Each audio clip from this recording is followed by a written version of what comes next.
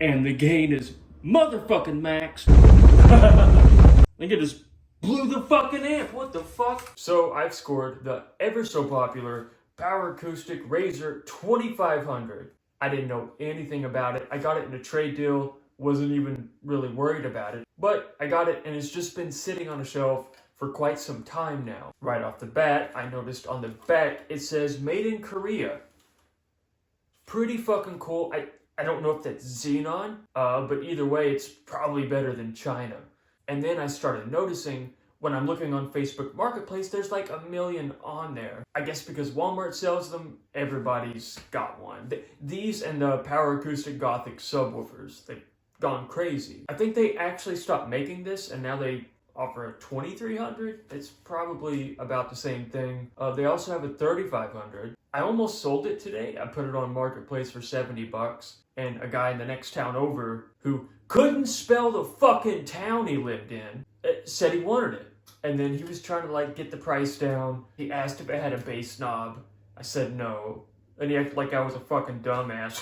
That's a control the BASE. So I said no problem because I really don't give a shit. And then he went to Walmart and said he got a bass knob and he started blowing me the fuck up about getting this. And then I accidentally sent a thumbs up like hours later and that kind of pissed him off. But he's not getting it. So I figured while I have it, I'm gonna dyno it on the quad box. Now, when I say dyno and not dyno, I mean the SPL Labs power probes because it's definitely not as fancy as like the 81 or whatever the fuck that real amp dyno is. But these do pretty good, and it should give a good idea. Now, I don't give a shit about distortion, clipping. I'm just gonna max the fuck out until the number stops going up. Please note when, like, Williston Audio Labs test it to 1% distortion, that this screen has a distortion number on it, but that's of the audible output, not the power output of the amp. And like, regardless of what amp I have, I've had some sound quality motherfuckers on these. It still gets to like 20%. So I'm guessing that's average. I don't know. Also, the entire time I'll have the decibel meter inside the port and just see what this baby can do. I've hit 160 point something with these off about 2,000 watts. So it'll just be cool to see what she does. You should really pause it now and guess what like maximum power this thing can do. Also, it's rated for 2 ohms and I'm not a pussy, so I'm gonna wire it to 1. I'd wire it to half if I just had that set up handy. I don't at the moment because I'm sure there's gonna be at least like 3 times rise with this at most frequencies. Okay, this is 49 hertz, which is the frequency I think it's peaking at, but also it has the most rise, so it's going to be the least power out of any of these tests. And the gain is motherfucking max, as well as the bass boost. They're all the way up. Let's see what she does.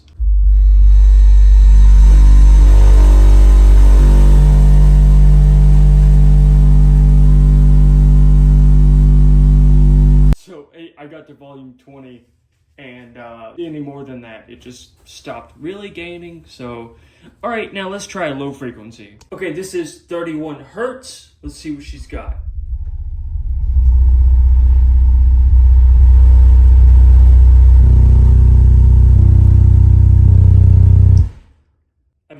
I just did something. What happened? Holy hell! I think I just blew the fucking amp. What the fuck? So I banged it real hard and then it just stopped. I didn't blow that fuse. I got remote. I can't really see those fuses from right here. I'm going to pull them out and see what's up. So I did blow the fuses, which is good. It means I didn't blow the amp. Oh, at least I hope not. Okay, so new fuses. It works. I just played some music. Seems to be fine. So I got some nerdy ass bass CD. I'm gonna put that in, turn the meter on, and let her rip.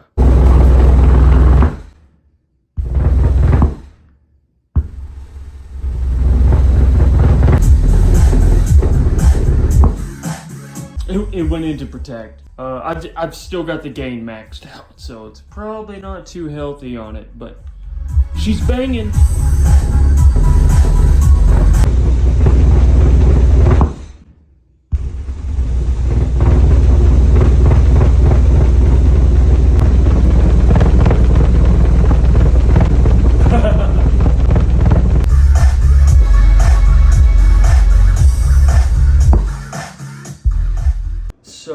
kind of keeps going into protect, like after 250 watts now on music. I took the back off. I can't really see anything fucked up. I don't know, like maybe something's super hot inside and it needs to cool down. So I'll wait till tomorrow and plug it back up, see if it's okay. If it is okay, it's like for $100, not a bad amp. And really, if it isn't okay, like nobody should turn the gain all the way up and then turn the bass boost all the way up and then turn the volume knob on the CD player all the way up. Like that was pretty rough. But 1106 watts at one point. I don't know if that was like a little glitch or it actually busted it out. Pretty cool if it did. Went out with a bang. I mean, that's all I can say. So it's the next day. I hooked it up. It's still protecting. I cannot replicate the runs I did where it was like 800 watts with some hints of 1100 watts. It won't do it. It just protects at 200 to 300 watts. Now I am wired at 1 ohm, half its rated impedance, which like with any Xenon amp I've ever owned, and a lot of them, I've never had that issue. I've dailied them at half the rated impedance. This must have some like extra protection shit in it. Especially since it's sold at Walmart. You're gonna have noobs and then assholes like me doing stupid stuff to it. So I whipped out the 9500 dual 4 wired to 2, and I'm just free airing it, and it's doing fine. I'm turning it up, and there's a particular point where it maxes out, and any further volume clicks won't increase the wattage.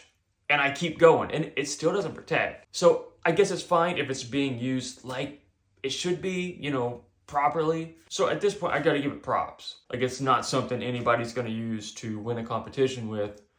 A daily beater that is hard to fuck up. It's doing pretty good. Voltage-wise, like it has not touched below 14 volts, even when I turned it up. So I'm gonna free air that with the wattage meter hooked up, as well as some 20 hertz flex, and you can see what she does.